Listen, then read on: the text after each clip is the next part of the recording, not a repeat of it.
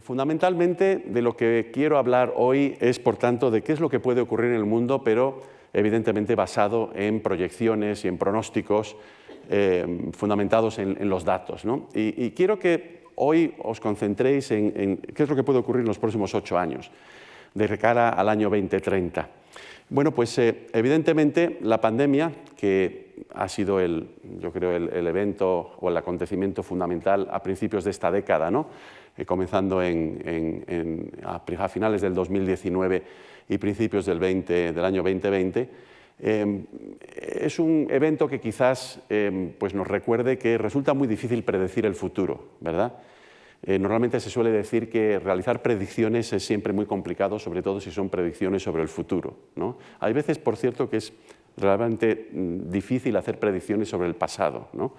Pero la pandemia, yo creo que el efecto fundamental que viene teniendo es un efecto muy distinto al de otras crisis sanitarias que hemos tenido en el mundo a lo largo de la historia o de otras crisis económicas, ¿no?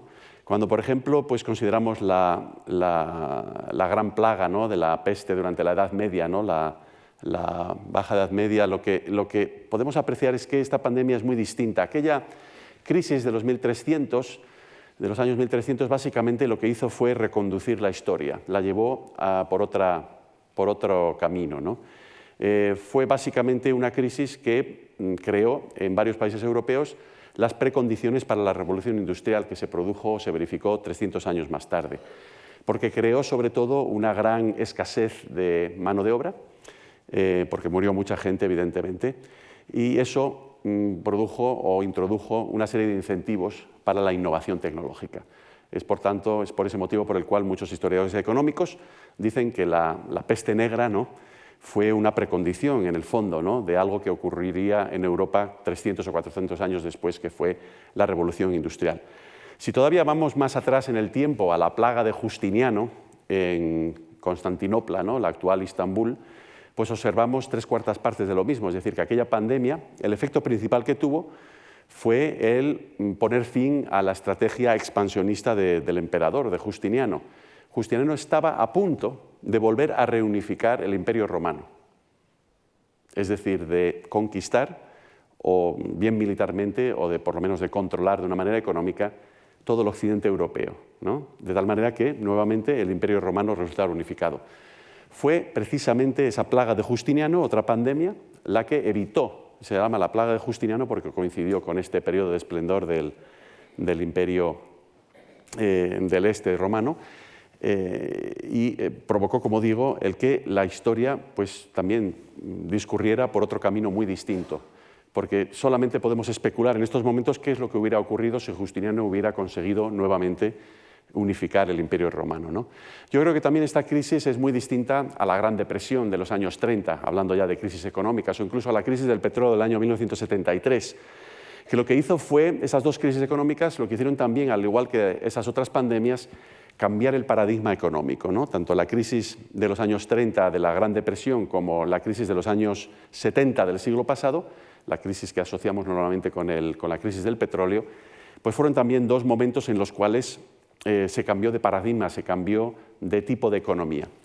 Esta pandemia que estamos viendo, a mí me gustaría convenceros hoy de que supone una gran aceleración. Es decir, que al contrario que otras crisis en el pasado, que descarrilaron la dirección en la que iba la historia, esta pandemia lo que hace es acelerar tendencias que ya existían anteriormente, ¿no? Es decir, es una gran aceleración.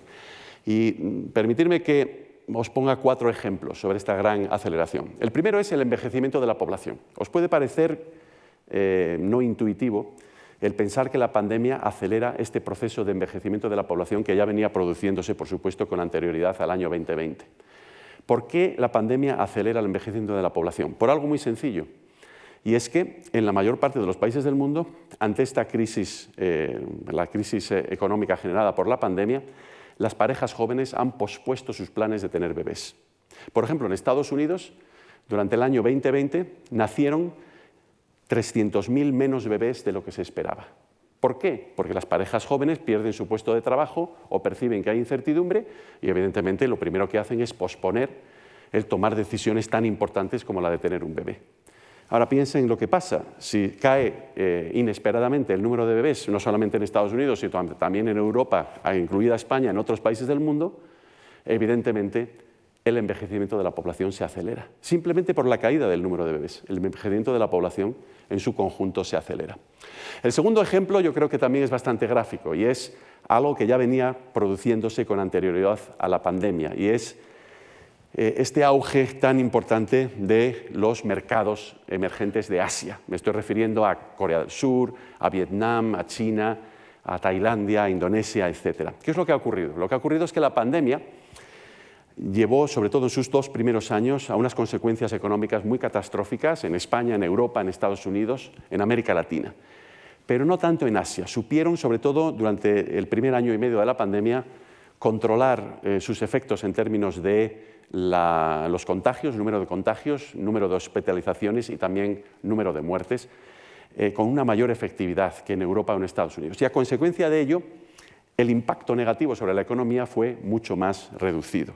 Por tanto, si estas economías emergentes de Asia ya estaban ganando terreno, estaban creciendo más rápidamente que las economías europea o estadounidense con anterioridad a la pandemia, el efecto de la pandemia a su vez ha sido el de acelerar todavía más ese proceso, puesto que esas economías del este de Asia pudieron o supieron manejar, ¿no?, o gestionar las consecuencias de la pandemia mucho mejor. El tercer ejemplo es un ejemplo pues bueno, muy desafortunado, pero también ilustra esta idea de la aceleración que supone la pandemia, y es el incremento de la desigualdad sobre todo económica, en términos de renta o en términos de riqueza, en cualquiera de los dos. Es una tendencia que ya venía de antes, del año 1980 a 1990. Desde entonces, en Europa y en Estados Unidos, también en otras partes del mundo, el nivel o el grado de desigualdad en la distribución de la renta y de la riqueza venía aumentando. Aumentó durante los años 80, durante los años 90 y también durante los primeros 20 años de este siglo. La pandemia, como todos sabemos, ha tenido un efecto multiplicador de la desigualdad. ¿Por qué? Bueno, pues para empezar, porque hay una mitad de la población que se puede permitir el lujo, como me lo he podido permitir yo, de trabajar desde casa, pero hay otra mitad de la población que no tenía ese privilegio, porque tenía que acudir a su puesto de trabajo, de lo contrario no podían desempeñar sus funciones. Eso para empezar. En segundo lugar, las mujeres han quedado mucho más afectadas que los varones en términos del impacto económico. Tanto es así que hay muchas mujeres, en Estados Unidos más de 2 millones, en Europa seguramente 1,5 millones, que abandonaron su puesto de trabajo, se retiraron del mercado de trabajo porque no podían al mismo tiempo realizar todas las tareas que presumiblemente tendrían que estar divididas entre los varones y las mujeres y al mismo tiempo tener un trabajo a tiempo completo fuera del hogar. Luego, la desigualdad es una tercera tendencia que esta pandemia ha exacerbado de una manera pues muy considerable. Y luego yo creo que el ejemplo más obvio, no creo que tenga que explicarlo en mucho detalle, es la adopción de tecnología. Es decir, ya estábamos cada vez empleando más tecnología para comprar, para trabajar, para estudiar, en términos del ocio, ¿no?, y de los entretenimientos.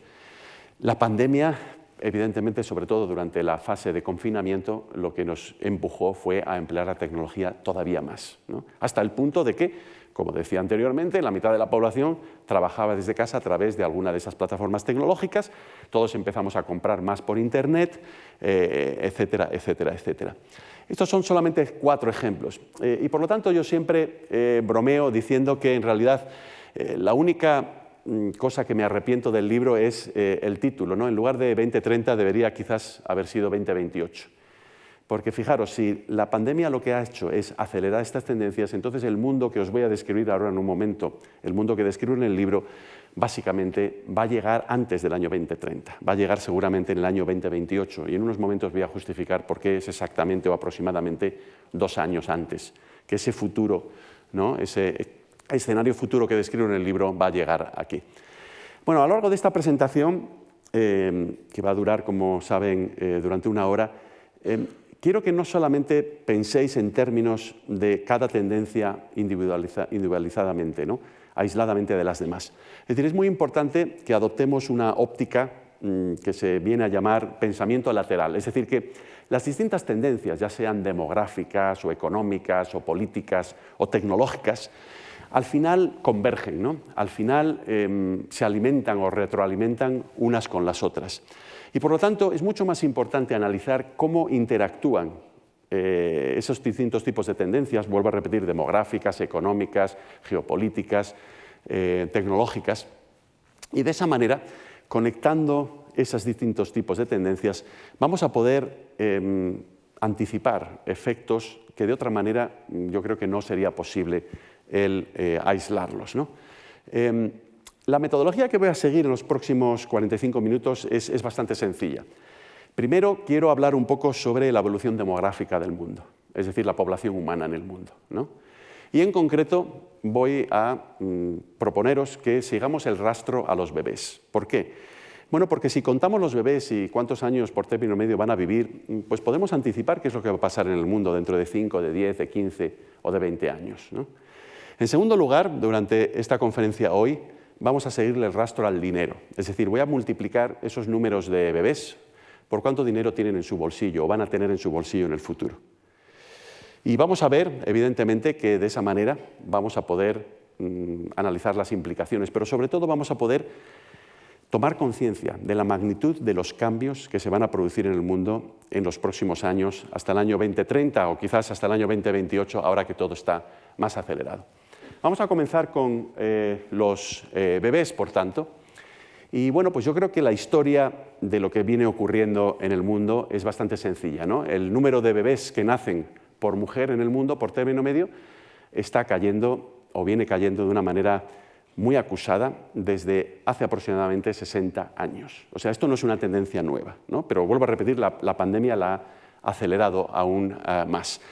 Para explicar lo que vemos aquí en pantalla, lo que estoy reflejando aquí es la tasa total de fecundidad. Es decir, vuelvo a repetir nuevamente, aquí lo que vemos verticalmente es número de bebés que nacen por mujer estimados a lo largo de la vida reproductiva de las mujeres en el mundo, ¿no? En el eje horizontal, de izquierda a derecha, lo que vemos es la dimensión temporal. Empezamos en el año 1950, llegamos hasta finales del 2019 con datos reales, que está aproximadamente a mitad del gráfico, ¿no? Aproximadamente ahí, y luego el resto del gráfico hacia la derecha son proyecciones hacia el futuro. Aquí lo que vemos es algo pues, bastante sencillo, ¿no? Si nos fijamos en la línea que es para todo el mundo, el conjunto del mundo, la que empieza a un nivel de 5, ¿no? Pues lo que vemos es que en el año 1950 las mujeres en el mundo, a lo largo de su vida reproductiva, tenían por término medio 5 bebés. Hoy en la actualidad ese número es aproximadamente 2.3 o 2.4 bebés por término medio. Y la proyección hacia el futuro es que ese número, vuelvo a repetir, es el trazo grueso el que estamos examinando, va a seguir cayendo. ¿Por qué cae el número de bebés? Bueno, pues podemos empezar a hacer ciertas conjeturas, ¿no? En primer lugar, bueno, la gente ya no está viviendo en el medio rural, ¿no? Sino que mucha gente se ha desplazado a las ciudades. Cuando la gente vivía en el mundo rural, necesitaba mano de obra para la granja familiar, como por ejemplo mis tatarabuelos, ¿no? Que en Asturias tenían una granja. Necesitaban muchos hijos porque necesitaban mano de obra para la explotación agrícola. Claro, todavía en algunas partes del mundo, sobre todo en África subsahariana, donde más de la mitad de la población sigue viviendo en el medio rural y sigue dependiendo de la agricultura, esa situación es una motivación para que tengan más hijos. Pero incluso en África subsahariana, dado que la gente se está mudando de las zonas rurales hacia la ciudad, está cayendo el número de bebés debido solamente a esa causa. Un segundo motivo por el cual en el pasado la gente las familias tenían muchos niños era porque había que proveer para la edad de jubilación, ¿no? En aquellos momentos, en Europa o en Estados Unidos o en Japón, pues no había sistemas de pensiones, no había fondos de pensiones. Luego, por tanto, la gente lo que hacía era tener más hijos con la esperanza de que al menos algunos de esos hijos les cuidaran y sobre todo les proveyeran, ¿no? Económicamente durante su jubilación, ¿no? De todas maneras, aquí me gustaría hacer un inciso. Si hay alguien en estos momentos en esta sala que ha decidido tener menos bebés porque ahora piensa que como hay un sistema público de pensiones, ya no necesitas tener tantos hijos para que te mantengan durante tu jubilación, personalmente les invitaría a que pensaran otra vez sobre ese argumento. Porque si hay alguien en esta sala que piensa que dentro de 10 años, o 15 años, o 20 años, las pensiones públicas van a dar las prestaciones que se prometen. Yo creo que esas personas que lo estén pensando en estos momentos pues están imaginándose las cosas. Eso no va a ocurrir. Y no va a ocurrir por la dinámica demográfica que vamos a hablar ahora. Es decir, que yo invitaría a esas personas a tener más bebés. No solamente porque así tendrán a alguien que les cuide y a alguien que les dé dinero en su jubilación, sino también porque eso nos ayudaría precisamente a que el sistema público de pensiones tenga una mayor viabilidad, ¿no? Una mayor potencial de cubrir las necesidades en el futuro. Claro, otro motivo por el cual la gente tiene menos bebés, evidentemente, es porque ahora tenemos una tecnología que se llama los contraceptivos, ¿no? Que nos permite elegir no solamente cuántos bebés queremos tener, sino en qué momento los queremos tener. Y esto es algo que no estaba disponible hace 50 o 60 años, ¿no? Empezando en los años 60 empezamos a tener métodos anticonceptivos eficaces en el mundo, ¿no? Y además cada vez más baratos. De todas maneras, hay que también recordar que hay muchas mujeres en concreto en varios países, varias regiones del mundo, en el cual todavía los métodos anticonceptivos no son ni baratos y en muchos casos ni siquiera pueden acceder a ellos. Otro motivo por el cual cae el número de bebés pues podría ser porque los bebés ahora son caros, ¿no? Obtener un hijo es más caro, parece ahora, que hace 50 años. Y es por una razón fundamental, porque en este mundo hipercompetitivo, ahora las parejas jóvenes prefieren tener un número menor de bebés, quizás solamente uno en lugar de dos, o solamente dos en lugar de tres, porque quieren dedicarle mucha atención a los hijos que tienen y invertir muchos recursos en ellos, sobre todo de educación, para que tengan las mejores oportunidades posibles en el mercado de trabajo, ¿no? Ese es otro motivo. De hecho, cuando preguntas a las parejas jóvenes cuál es el número ideal de hijos, siempre te dicen un número relativamente pequeño, y una motivación importante es porque piensan que tener un hijo es algo muy caro y que por lo tanto entonces no pueden tener 4, 5 o 6, sino que solamente quieren tener 1 o 2 o 3 si los tienen, ¿no? En Estados Unidos, por ejemplo, se estima que el coste de tener un hijo por término medio, contando todos los tipos de gastos en sanidad, en educación, ropa, alojamiento, alimentación, vacaciones, todas estas cosas, a lo largo de 22 años, hasta que ese hijo que tienes o hija termina la universidad, es de aproximadamente $500.000, es decir, 450.000 euros. Yo aquí en España no he visto una estadística similar, pero me puedo imaginar que en España, dado que existe una educación pública bien organizada, etcétera, una sanidad pública, es posible que esa cifra sean 240.000, 300.000 euros. Pero eso es lo que cuesta tener un hijo a lo largo de 22 años, ¿no? Eso es lo que invierten una pareja joven a lo largo de 22 años si tiene un hijo en la actualidad, ¿no? Y bueno, por supuesto, falta que mencione la razón principal por la cual el número de bebés viene cayendo. Y la razón más importante de todas es por el nuevo papel de la mujer en la sociedad y en la economía. ¿Qué es lo que ocurre? Que progresivamente, en un mayor número de países en el mundo, las mujeres han tenido, durante los últimos 50 o 60 años, un mejor acceso a la educación. Y eso lo cambia absolutamente todo, ¿no? ¿Por qué lo cambia todo? Bueno, porque si las mujeres tienen un acceso a la educación, pueden permanecer en la escuela primaria, luego avanzar hacia el bachillerato, luego la universidad, quizás incluso un posgrado, hacen algo muy importante y luego, por supuesto, quieren tener un trabajo o una carrera profesional. Ocurre algo muy importante a consecuencia de ello, y es que la mujer entonces pospone tener su primer bebé. Mientras que en España, hace 50 o 60 años, las mujeres tenían por término medio su primer bebé a los 18 años o los 19 años, en la actualidad es a los 29 años o a los 30 años. Es decir, que si una mujer no tiene su primer bebé hasta los 30 años, creedme que no va a tener 7 o 8 bebés. Va a tener como mucho 1, quizás 2, si empieza a los 30 años. No estoy haciendo un juicio de valoración aquí, simplemente estoy describiendo la realidad, ¿no? Yo estoy personalmente muy contento, tengo 2 hijas, de que ahora las mujeres tengan acceso a la educación. La consecuencia es que entonces posponen tener su primer bebé y, por lo tanto, en general, el número de bebés por mujer cae en el mundo, ¿no? Fijaros que esto también ocurre, por ejemplo, en África subsahariana, por nivel educativo de la mujer. Las mujeres en África subsahariana que no tienen un diploma de escuela primaria tienen por término medio 9 bebés. En estos momentos, hoy, en el año 2020, 9 bebés. Las mujeres en África subsahariana que se gradúan del bachillerato, tienen por término medio 5 bebés. Las que van a la universidad tienen solamente un bebé por término medio. O sea que esto se ve incluso en África subsahariana, es decir, que hay un gradiente ahí del efecto de la educación de las mujeres. Eso es lo que realmente importa. Pero vuelvo a repetir, el mecanismo es muy importante. El mecanismo es que posponen tener su primer bebé hasta que tienen 25, 28, 30, incluso en algunos países por término medio 31 o 32 años. Y por lo tanto, si la mujer tiene su primer bebé cuando tiene ya 30 años, no va a tener 5 bebés o 6 bebés o 8 bebés. Va a tener solamente uno, quizás algunas de ellas 2, ¿no? Bueno, como ven aquí en el gráfico también, como veis, esta línea, que es la más gruesa, que empieza en 5 para el conjunto del mundo, pues tiene una forma muy distinta dependiendo de la parte del mundo en la que nos enfoquemos. En la parte superior, la línea punteada es los países menos desarrollados del mundo, es decir, fundamentalmente África subsahariana, partes de Oriente Próximo y partes del sur de Asia.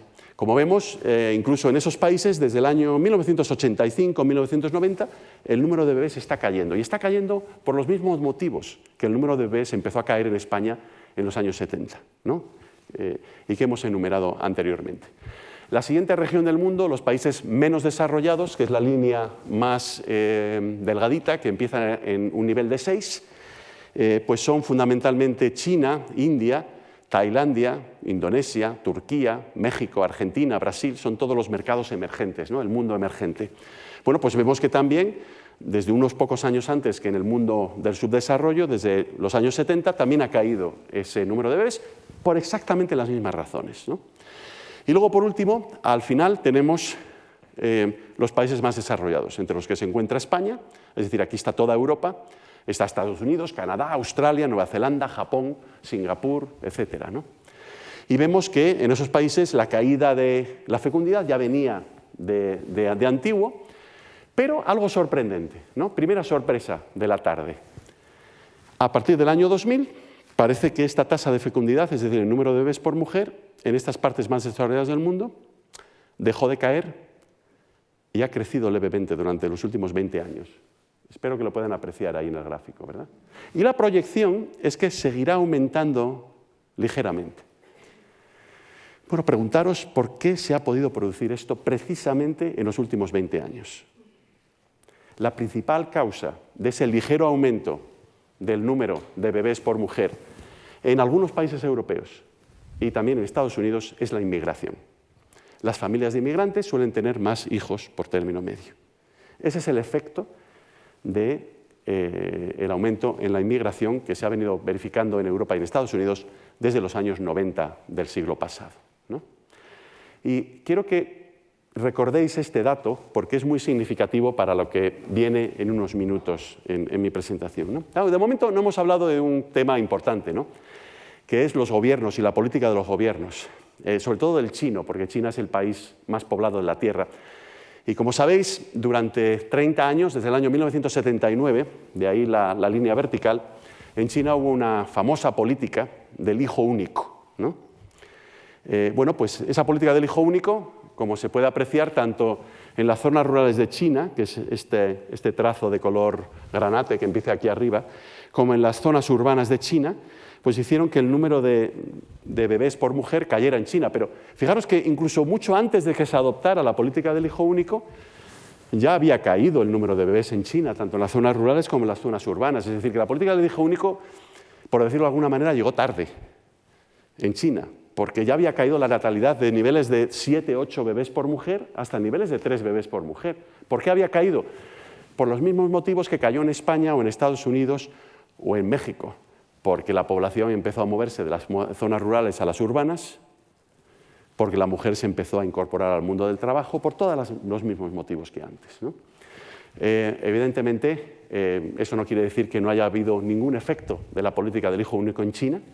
El mayor efecto ha sido el del desequilibrio entre el número de hombres y de mujeres, porque, como sabéis, hay una preferencia cultural muy fuerte por el hijo varón en China. Si vas a tener solamente un hijo, prefieres que sea varón. Y, por lo tanto, en China hubo muchos abortos e incluso muchos infanticidios durante este periodo, cuando una familia tenía una niña, ¿no? Sabiendo que no podía tener más de uno, mataban a la niña ya nacida o hacían un aborto y entonces intentaban otra vez, ¿no?, en la ruleta de la suerte a ver si tenían un hijo varón.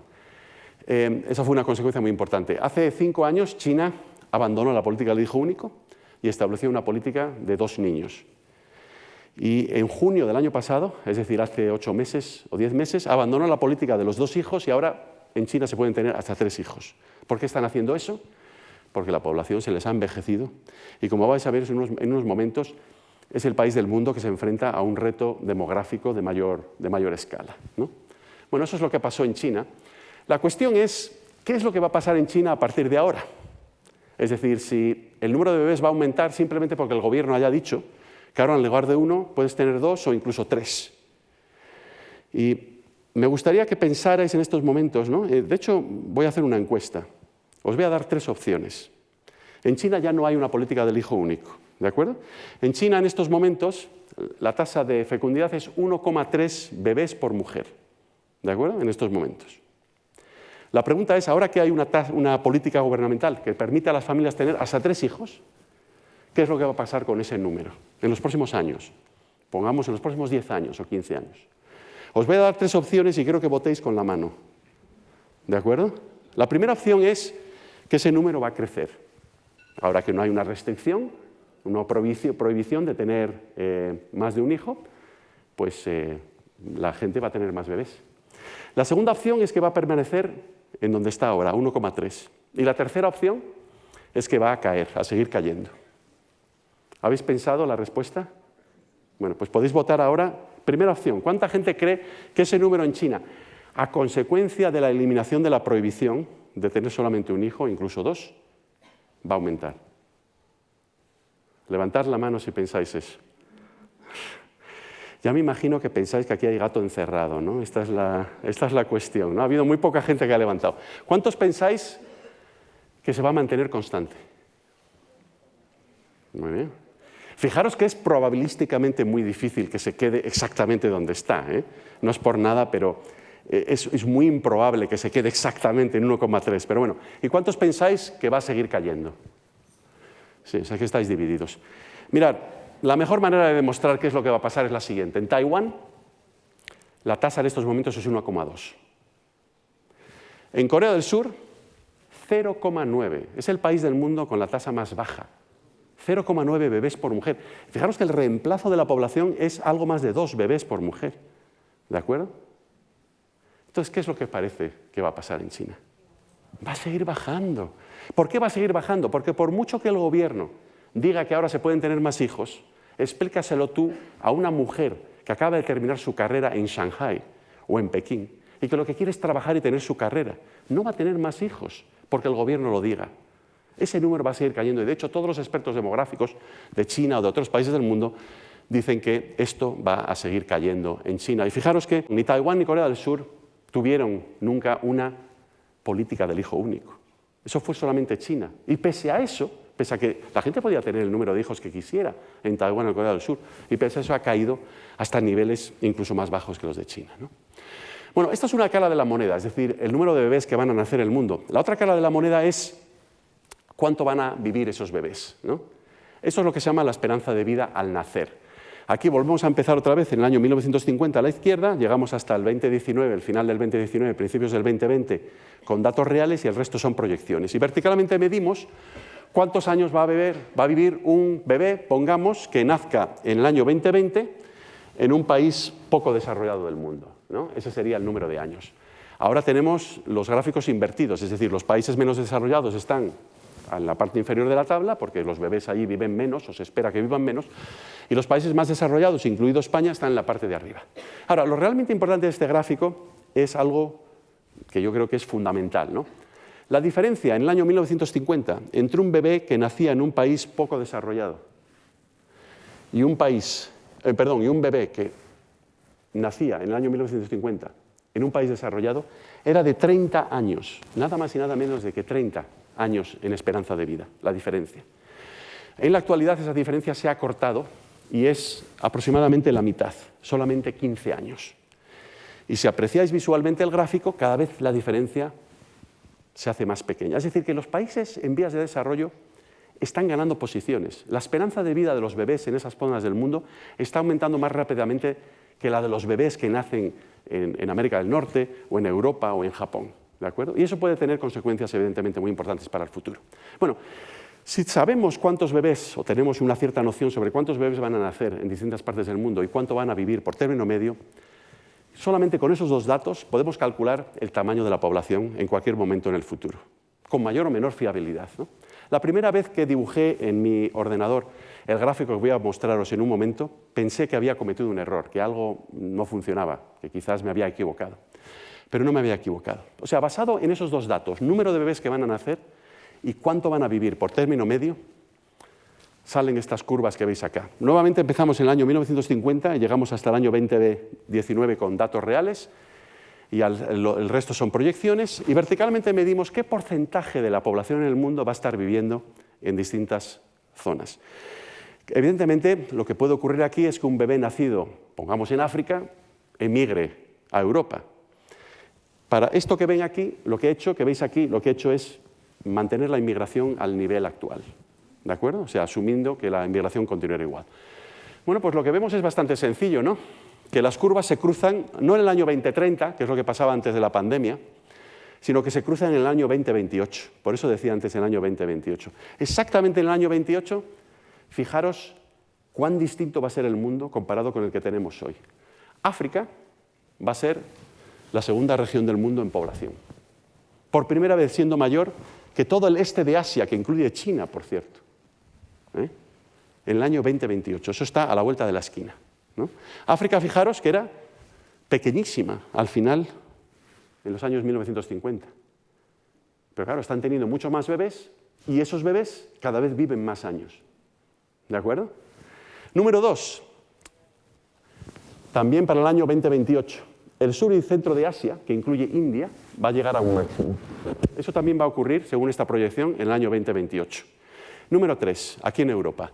Europa era, en el año 1950, la segunda región del mundo por población, solamente superada por el este de Asia. Para el año 2028 vamos a ser la quinta o la sexta. Para los que les interese Estados Unidos, América Latina, Oriente Próximo, no va a haber cambios muy importantes. Las curvas están ahí en el gráfico. Los grandes cambios son África, sur de Asia, Europa. Y por supuesto también, claro, el declive del este de Asia, incluida China, ¿no? Donde ni el gobierno chino, con todos sus mecanismos represivos, puede convencer a las mujeres de que tengan más bebés. Porque es imposible. Eso nunca ha pasado y nunca pasará en el mundo, ¿no? Luego, un mundo muy distinto. Os preguntaréis, ¿qué puede pasar? La pandemia, ¿puede cambiar estas cosas? Mira, yo siempre respondo a esta pregunta con un ejemplo que yo creo que lo dice todo. Fijaros la curva de África, ¿vale? En los últimos 70 años, la mayor pérdida de población que hemos tenido en el mundo, muertes, mortalidad, por un solo evento, ha sido a raíz de la pandemia del SIDA, del síndrome de inmunodeficiencia adquirida. Mató a 55 millones en el mundo, de los cuales 35 millones fueron en África. ¿Cuándo ocurrió la pandemia del SIDA en África? En los años 80 y 90. ¿Podéis apreciar el efecto de la pandemia del SIDA en África? Yo no lo veo. La curva siguió subiendo. Es decir, que tendríamos que experimentar o vivir una pandemia que matara a 500 millones de personas para que esto que veis en el gráfico no se produjera dentro de 8 años. Os garantizo que para el año 2028 vamos a estar donde dice ese gráfico. Porque lo único que podría descarrilar estas tendencias es algún evento que matara a 500 o más millones de personas en el mundo. Hombre, la crisis de Ucrania no creo que llegue a eso, esperemos, ¿verdad? Desde luego la pandemia del coronavirus tampoco va a llegar a eso, ¿no? Afortunadamente. Y vuelvo a repetir, ¿por qué lo digo con tanta seguridad? Porque el SIDA mató en África 35 millones y eso no fue suficiente. La tendencia continuó. Es decir, que estas tendencias que veis aquí tienen mucha inercia, ¿no? Algo muy importante, un asteroide tendría que chocar contra la Tierra para que esto cambiara. Claro, si me preguntáis por qué es lo que puede ocurrir dentro de 30, de 40, de 100 años, ya no se puede estar tan seguro. Pero lo que va a ocurrir en los próximos 6 o 7 años, hasta el año 2028, de eso yo personalmente estoy muy seguro, ¿no? Y ese es el mundo en el que vamos a estar, ¿no? Claro, es un mundo en el cual la gente se asusta y dice, África, esto va a ser un problema. Bueno, África es un lugar muy grande. No sé si recordáis los libros en la escuela. Claro, la proyección de Mercator del globo terráqueo en 3 dimensiones, pero en este caso en un libro en 2 dimensiones, es una proyección que miras al mundo desde el hemisferio norte, con lo cual Europa, Groenlandia, todos estos sitios aparecen enormemente ampliados, ¿no? Exagerados en su verdadero tamaño. Y el hemisferio sur, donde está gran parte de África, pues parece que es pequeñísimo. Pero claro, fijaros todos los países que incluye África. África nunca va a tener por kilómetro cuadrado la cantidad de gente que hay en Japón, en Holanda, en Estados Unidos, en México, en España, en cualquiera de los países que veis ahí. O sea, esa noción de que África va a estar superpoblada no es cierta, ¿no? Lo que ocurre, claro, es que hay muchos problemas en África, no se crean suficientes puestos de trabajo, ¿verdad? Pero las cosas están empezando a cambiar y cada vez hay un mayor dinamismo en África.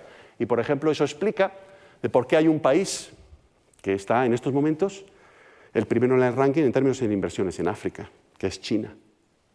Hombre, les interesa el petróleo, les interesan los minerales que hay en África, pero no solamente eso. Si les preguntas a los líderes chinos, tanto en el gobierno como en las empresas, por qué están invirtiendo tanto dinero en África, te dicen porque África va a tener el mayor mercado de consumo del mundo. Tardará 20 años, tardará 30 años, pero lo tendrá. ¿Por qué? Porque va a tener la mayor población del mundo, ¿no? El futuro pasa en gran medida por África, sobre todo África subsahariana, ¿no? Y fijaros lo grande que es ese continente, los recursos naturales que tiene. Podrían dar de comer a esa población y a 3 veces esa población. Todo lo que tienen que hacer es aumentar la productividad de la agricultura, ¿no? Evidentemente va a haber presión sobre la inmigración. Aquí veis qué porcentaje de la población en distintos países del mundo es población que no nació en ese país. Aquí está España, que pasamos de un 3% en los años 90 a un pues aproximadamente 12 o 13% en la actualidad, al final del año 2020. Pero fijaros que hay países que todavía han acogido a muchos más inmigrantes. Canadá. Canadá, si vas a estudiar allí y consigues un grado en la universidad, automáticamente te da un visado para poder trabajar. A eso lo llamo yo una política de inmigración inteligente. Estamos en una economía del conocimiento, donde el talento es fundamental. Lo que tiene que hacer la universidad es atraer a los mejores del mundo, que se gradúen, que se licencien, que obtengan su titulación y luego les das un visado para trabajar. No les envías otra vez de vuelta a casa. Si el factor más importante en la economía en estos momentos no es el petróleo, no son los minerales, es el talento, ¿no? Canadá yo creo que tiene la política adecuada. Y fijaros que tiene en estos momentos un 22% de su población, casi una cuarta parte, que no nació en Canadá, que nació en otro país. Ahora, aquí no acaban los efectos de todo esto de lo que vengo hablando. Fijaros por un momento en la población entre 15 y 34 años. Este es el grupo de edad más pequeño, inferior, ¿no? de adultos, ¿no? Aquí lo que veis son los mayores países del mundo en términos de cuántos millones de personas tienen entre 15 y 34 años a finales del año 2020 y cuántos van a tener a finales del año 2030. Bueno, pues hay 3 tipos de países. Hay países como India, que está arriba del todo, que van a tener todavía más personas en ese grupo de edad, dentro de 10 años o dentro de 8 años. O también, por supuesto, Nigeria, ¿no? Que es el mayor país de África. Pero luego hay países en los cuales este número se va a estancar. Por ejemplo, Estados Unidos va a tener más o menos el mismo número, en torno a los 90 millones. O también España. España no aparece porque no es de suficiente tamaño, pero España tiene hoy 9,5 millones de personas entre 15 y 34 años y en el año 2030 vamos a tener 9,4 millones. Más o menos lo mismo. Ahora, ¿qué es lo que pasa? Que la composición, tanto en España como en Estados Unidos, va a cambiar. En Estados Unidos, en concreto, para el año 2030, lo que hoy llamamos minorías, es decir, los africanos americanos, los latinos, los asiáticos americanos, van a ser la mayoría, van a ser más del 50% en ese grupo de edad. Voy a repetirlo porque es chocante, ¿no? En el año 2030, en el grupo de edad comprendido entre 14 y 34 años, más de la mitad de la población de Estados Unidos van a ser lo que hoy llamamos minorías. Esto va a cambiarlo todo. Y por cierto, no se puede explicar la elección de Donald Trump y su posible reelección dentro de 2 años y medio sin tener en cuenta ese dato. Muy importante, las minorías van a ser la mayoría en Estados Unidos, comenzando, por supuesto, en los grupos de edad más jóvenes, ¿no? No en el conjunto de la población, sino en los grupos de edad más jóvenes. Bueno, ¿esto tiene alguna consecuencia? Por supuesto. Por ejemplo, en Estados Unidos, las minorías, los miembros de los grupos minoritarios, se casan antes, a una edad más temprana. ajustando por renta, son más propensos a comprar una casa o un coche. Es decir, que va a cambiar también los mercados de consumo, los mercados financieros, todo, ¿no? Y luego, el tercer tipo de país que tenemos en el gráfico son países en los cuales este número va a reducirse. El caso más espectacular es China. Fijaros, China tiene hoy 396 millones de personas entre los 15 y los 34 años. Y para el año 2030 va a tener 60 millones de personas menos. 60 millones de personas menos en ese grupo de edad. En solamente 10 años, ¿no? O sea, es un cambio muy radical. Pero incluso Brasil, en América Latina, también va a tener menos. Va a tener 5 millones menos, ¿no? Bueno, vayamos ahora al otro grupo de edad, los mayores de 60 años. ¿Qué es lo que va a pasar ahí? Bueno, pues bastante sencillo. Aquí solamente hay un tipo de país. En todos los países del mundo, ya sea rico o pobre, va a crecer el número de personas por encima de los 60 años. Fijaros en China. China va a pasar de 250 millones hoy a nada más y nada menos que 363. O al mismo tiempo que China va a tener 60 millones menos de personas jóvenes, va a tener 110 millones más de personas por encima de los 60 años. Claro, evidentemente el gobierno chino no sabe lo que hacer y por eso está diciendo, por favor, tengan más hijos. En un país, por cierto, donde no hay inmigración, luego no hay válvula de escape, ¿no? La situación es muy seria para China. Yo, francamente, yo no sé China cómo se las va a arreglar. Yo, personalmente, creo que India tiene un futuro muchísimo más halagüeño que China, porque este problema es muy gordo, ¿no? Claro, ¿qué es lo que pasa? Pues si comparamos el grupo de edad en edad laboral, entre 15 y 59 años, y vemos cuántas de esas personas hay por cada persona por encima de los 60 años, ¿no? Pues vemos que, por ejemplo, en España hemos pasado, en el año 1950, de tener 6 personas en edad laboral por cada persona por encima de los 60 años, y que en la actualidad tenemos 1,5. Y fijaros el caso de Japón, que todavía es más extremo. Pero en todos los países del mundo, salvo Nigeria, que claro, está en África y todavía hay muchos bebés, en todos hemos pasado de 5 o 6 personas en edad laboral a solamente 2 o 1,5.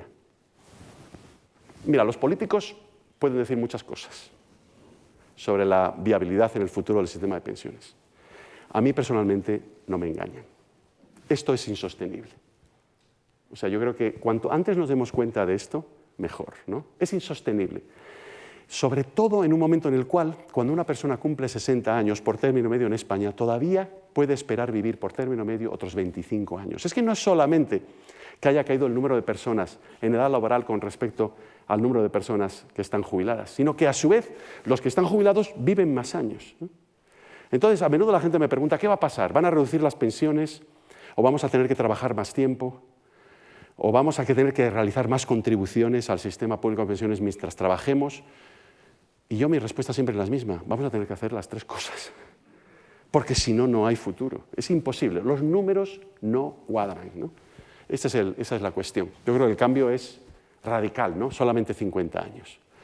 Bueno, también van a pasar otras cosas. A mí me gusta mucho este ejemplo. No tenemos gente joven para que nos cuide cuando tengamos 80 o 90 años y ya nos podamos valer nosotros mismos. Vamos a tener robots que nos cuiden.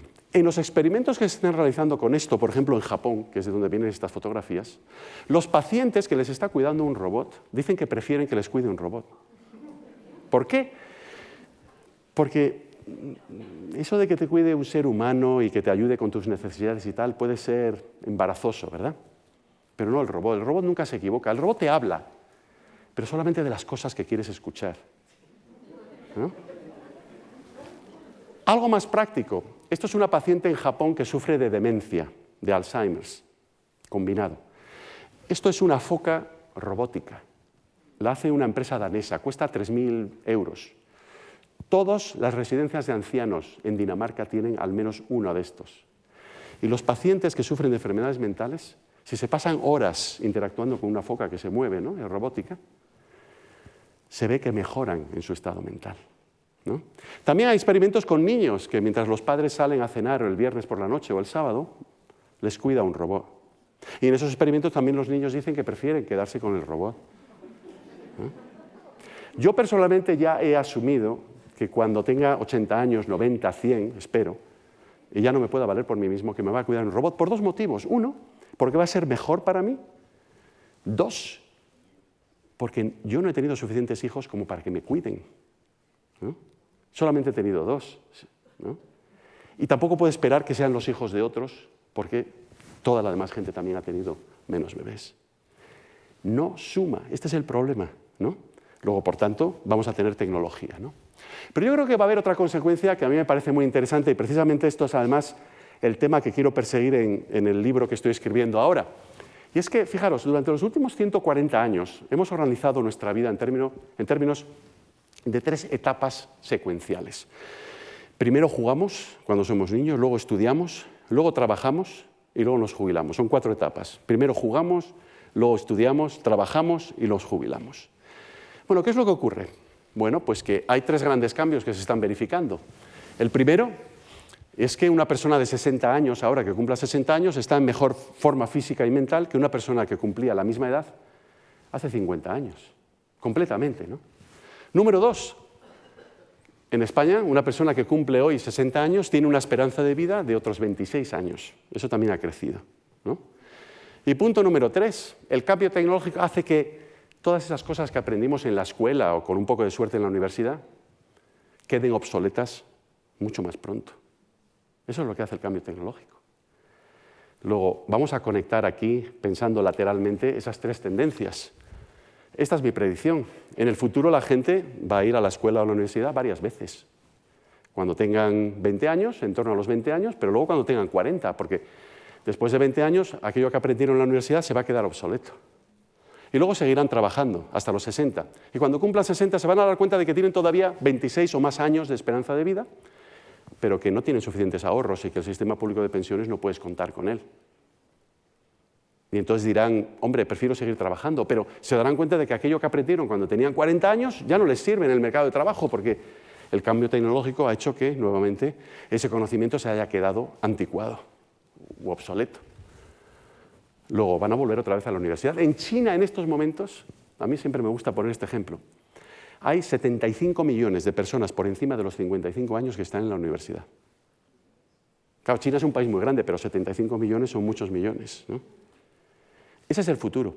Claro, si la gente va varias veces a la escuela o a la universidad, también puede tener varias carreras profesionales. Puede empezar haciendo una cosa, pero luego a partir de los 40 otra. Y eso es precisamente lo que necesitamos. La economía requiere flexibilidad.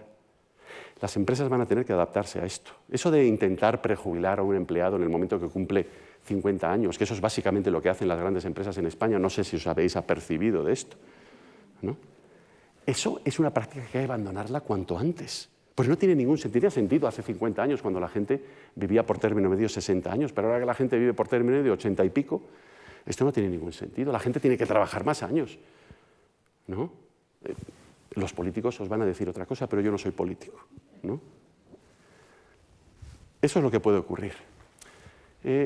Otra cuestión importantísima de la que he hablado anteriormente es la urbanización. Aquí no me voy a extender mucho, pero si estáis preocupados por el cambio climático sobre todo tiene que ver con la urbanización, el crecimiento de las ciudades. Las ciudades ocupan solamente el 1% de la superficie seca de la Tierra, tienen en estos momentos entre el 70 y el 75% de la población, pero son responsables esas ciudades en el mundo del 80% de las emisiones de carbono. Las ciudades son muy ineficientes en el uso de la energía, polucionan, producen muchísimos residuos, ¿no? Es un problema muy grave que tenemos en el mundo. Fijaros cómo han crecido las ciudades. En el año 1970, fijaros en los círculos rojos, solamente había 2 ciudades, Nueva York y Tokio, 3 ciudades, Nueva York, Tokio y Osaka en Japón, con más de 10 millones. Solamente 3 ciudades en el mundo. En el año 1990 ya tenemos también Los Ángeles, Ciudad de México, Sao Paulo, Buenos Aires, Mumbai y Calcuta en India, y luego también teníamos Seúl en Corea del Sur, con más de 10 millones de habitantes. O sea, teníamos una decena de ciudades. Más o menos en la actualidad, que es el 2018, ya vemos que el número de ciudades con más de 10 millones de habitantes ha seguido creciendo en el mundo. Y para el año 2030, de acuerdo con Naciones Unidas, vamos a tener 35 ciudades en el mundo. Es decir, de 3 hemos pasado a 35 ciudades, con más de 10 millones de habitantes en el mundo. Y en su conjunto, ciudades con al menos 1 millón de habitantes, vamos a tener 450. El problema del cambio climático está en las ciudades, ¿no?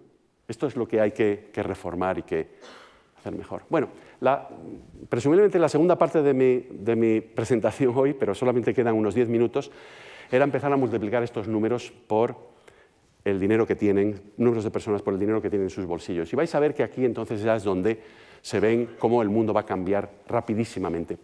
Primero quería enfocar vuestra atención en el fenómeno del crecimiento de la clase media, ¿no? Claro, hasta hace muy poco la clase media solamente existía en Europa y en Estados Unidos y en Japón, y un poco en América Latina y un poco en algunos otros países.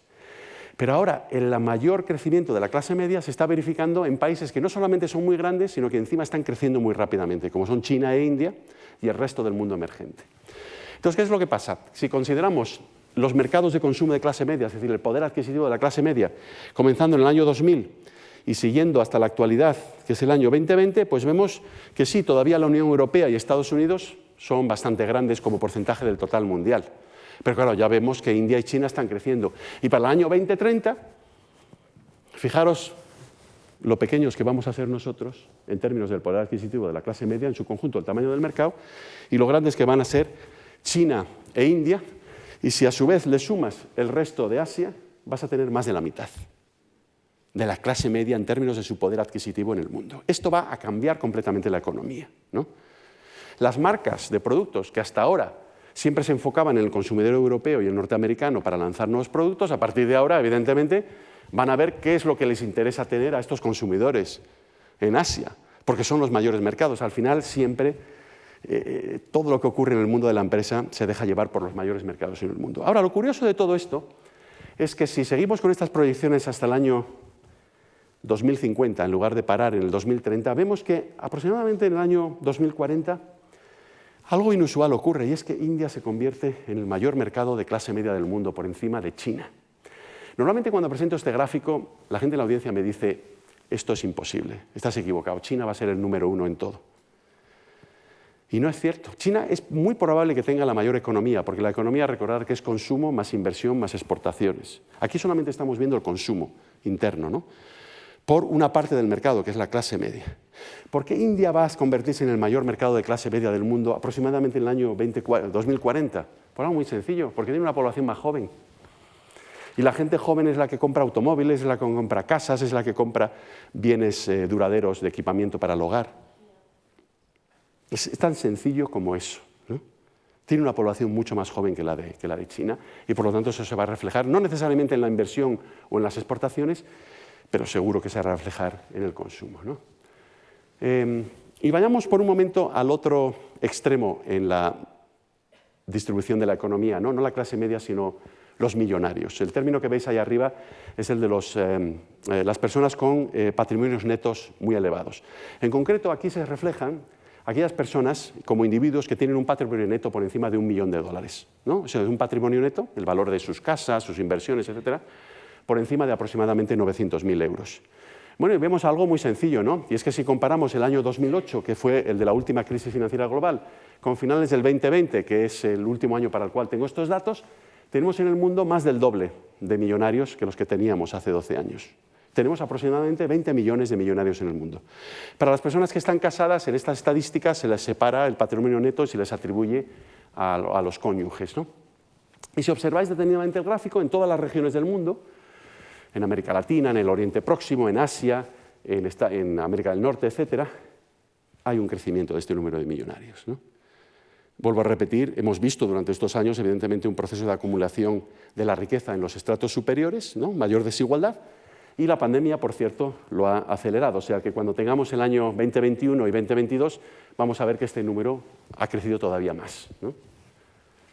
Bueno, ¿qué es lo que pasa? Bueno, aquí veis el ranking por país de estos millonarios. España tenemos, según esta estimación, 236.000 millonarios. Millonarios en términos de dólares, ¿vale? O sea, gente que tiene por lo menos 900.000 euros de patrimonio neto. El país que más tiene es Estados Unidos, con 6,5 millones, seguido de Japón, Alemania, China, Francia.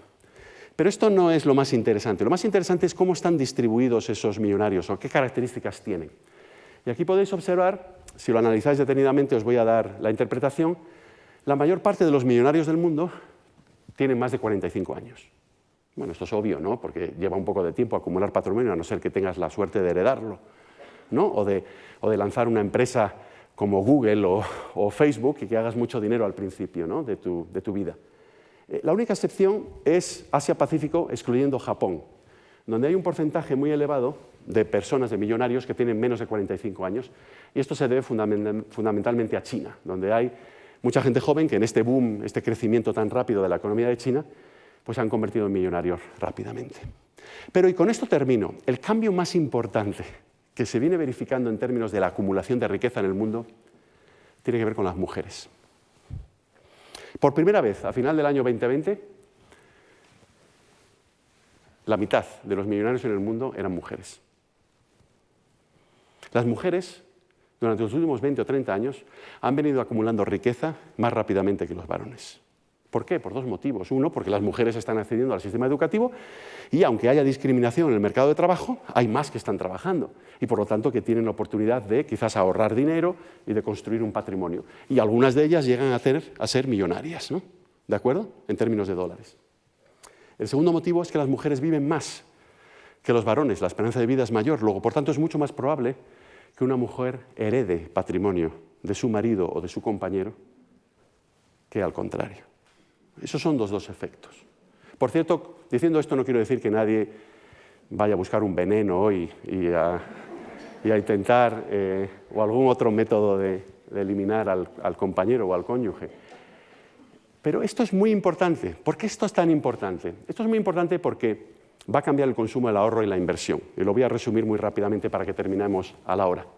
Va a cambiar el consumo porque las mujeres se observan en todos los países del mundo que tienen un patrón de consumo distinto al de los varones. Y no es que compren más artículos de lujo si tienen dinero en el bolsillo, o que compren más bolsos o accesorios o zapatos. Eso no es lo que ocurre.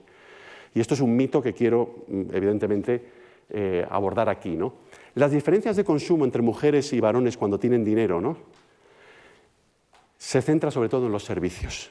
Y sobre todo en tres categorías de servicios: educación, servicios de salud, sanidad, y seguros. Todos ellos tienen que ver con el futuro. Y, por cierto, las mujeres, cuando tienen ese dinero y lo gastan en educación, en sanidad o en seguros, lo gastan no solamente para su propio beneficio, sino a menudo para el beneficio de sus hijos o incluso de sus padres, ¿no?, o de sus nietos, en el caso de la educación. Esa es estadísticamente lo que se comprueba en el mundo, ¿no? Y vuelvo a repetir, va a cambiar el consumo porque cada vez tenemos más mujeres que tienen dinero y, por lo tanto, dado que ellas tienen un patrón de consumo distinto, sobre todo en lo que tiene que ver con esos servicios, esas tres categorías de servicios a las que me refería, van a cambiar los mercados de consumo en el mundo. Ahorro.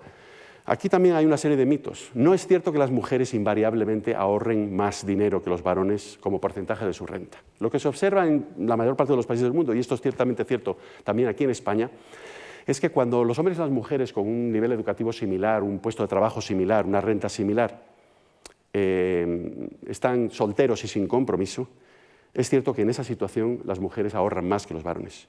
Pero en el momento en el cual los varones se comprometen a casarse, ¿no?, empiezan a ahorrar más. Seguramente porque se asustan de las responsabilidades que vienen y se dan cuenta de que no han estado ahorrando lo suficiente. Una vez que se casan, el péndulo vuelve a irse otra vez al lado de las mujeres.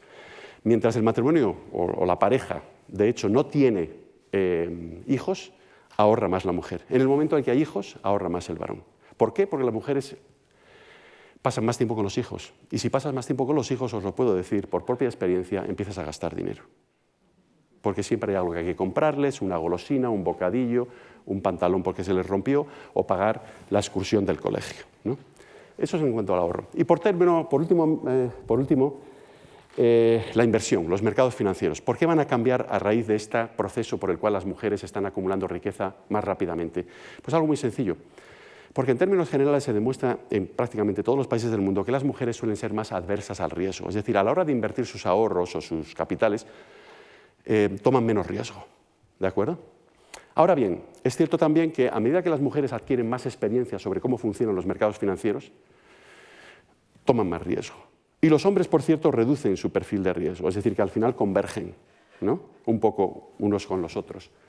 Pero en general, vuelvo a repetir, tanto los mercados de consumo como los mercados financieros, a través de los mecanismos de ahorro y de inversión, van a cambiar radicalmente por este efecto. Es decir, que más de la mitad de la riqueza en el mundo de los patrimonios netos van a estar en manos de mujeres y las mujeres toman decisiones que son distintas a las de varones por término medio, ¿eh? Que no se me olvide decir eso, siempre por término medio. Luego, por tanto, y con esto resumo, ¿qué es lo que estamos viendo, lo que vamos a ver en los próximos 8 años, ¿no? De aquí al año 2030 o, en términos demográficos, de aquí al año 2028? Pues bueno, lo que vamos a ver es un desplazamiento de los centros de gravedad de la población en el mundo. Europa se queda más pequeña, el este de Asia se queda más pequeño, y los que crecen son el sur de Asia, incluido India y África subsahariana. El resto del mundo, América Latina, Oriente Próximo y tal, son comparsas en todo esto, no cambian mucho. Los grandes cambios están en esas otras 4 regiones. Cambios muy radicales en términos de la estructura de edad, a lo que me refería antes. Todos los países del mundo, más personas por encima de los 60 años, y luego distintos tipos de países en lo que se refiere al grupo joven de edad. Algunos países van a tener más jóvenes, ¿no? En el grupo de edad, por ejemplo, de los 15 a los 34 años, mientras que otros van a tener muchos menos. Cambios en el ciclo de vida. En estos momentos, no más allá del 5% de la población, por ejemplo, en Europa, vuelve otra vez a estudiar a lo largo de su carrera. Yo creo que en el futuro va a ser un porcentaje muchísimo mayor. No vamos a ir por esa secuencia de pasos, ¿no? Primero jugar, luego estudiar, luego trabajar y al final nos jubilamos. Sino que vamos a estar rotando entre el sistema educativo, entre aprender y trabajar varias veces durante nuestra vida laboral. No tuve tiempo para hablar sobre el trabajo remoto, pero simplemente a realizar un apunte muy importante. El trabajo remoto es fantástico. Yo personalmente lo he disfrutado muchísimo y me parece una innovación maravillosa. Ahora bien, hay un pequeño problema con el trabajo remoto. Y es que si yo puedo desempeñar mi labor desde mi casa en lugar de mi oficina, estando mi casa y mi oficina, pongamos, a 5 kilómetros de distancia, eso implica que alguien que esté a 5.000 kilómetros de distancia también puede hacer mi trabajo. Y si esa persona hace el trabajo con la misma productividad y la misma calidad que yo, pero en lugar de querer cobrar 100, está contento con 50, créanme que las empresas van a contratar a esa otra persona. Luego nos tenemos que poner las pilas, porque esto del trabajo remoto es un arma de doble filo. Por un lado nos facilita la vida, pero por otro abre las compuertas a que al final tengamos un mercado de trabajo completamente global, ¿no? Esto es potencialmente, yo considero, bastante peligroso, ¿no? Clases medias en mercados emergentes, acumulación de riqueza y el último punto, que yo personalmente creo que es el más importante, y no lo digo porque tenga 2 hijas, sino porque realmente es lo que ha cambiado el mundo y lo va a seguir cambiando, es el nuevo papel de la mujer. Todo empieza con el número de bebés, todo empieza con su acceso a la educación, sus carreras profesionales, el menor número de bebés, y en cadena produce todos los demás cambios que hemos visto acá. Ese es, en definitiva, el mensaje que quería transmitir hoy. Si os ha gustado, el jueves va sobre tecnología y un poco sobre geopolítica. Muchísimas gracias.